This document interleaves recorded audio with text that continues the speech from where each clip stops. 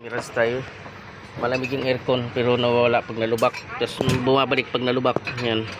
May check natin mga idol. Pag nalubak nawawala. Tapos minsan pag nalubak bumabalik. Oo. Ganyan din dati yan eh. Hindi ko rin nagawa. Ah. Dati na ako palinis ang aircon. Yun pala yung parang ano sabi, sobra ng washer. Parang gano'n. Tingnan natin. Sa loob. Yun o, washer sa loob. Bawasan natin yan.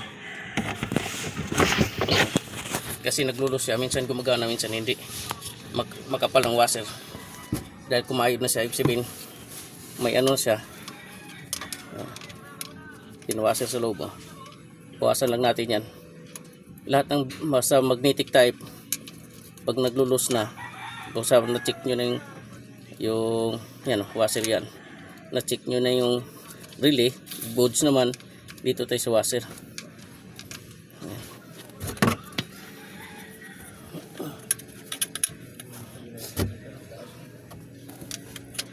Yan.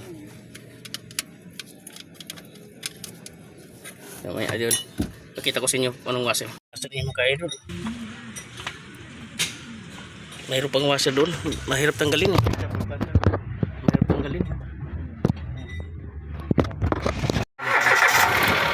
Tatlong washer ito mga kaidol. Itong medyo makapal-kapal ang binawasan natin. Tatlo sa makapal-kapal, manipis at saka sobrang kap. Yan. Titingnan natin kung di sumasabit. Kung sumasabit hindi pwede. Yung sa manipis tayo kukuha. Yan. Tatlo kasi ito manipis.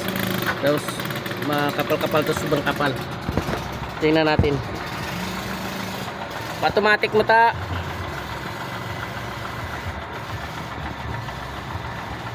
Pero yung pa automatic. Para malaman natin hindi ko may kiskis.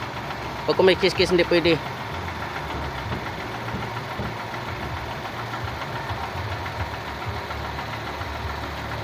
Kailangan siya pag namatay yung hub pulley, hindi siya kumikiskis. Kasi pag kumikiskis yan, masisira yung bearing ng compressor pulley. Yan mga ka-idol, hindi siya kumikiskis. Ibig sabihin, hindi siya kumikiskis. Oh. Walang ingay, okay na yan. Balik na natin. Okay na yan. Ayos. Balik na natin. Okay na yan. Patay mo na ta. Okay na yan.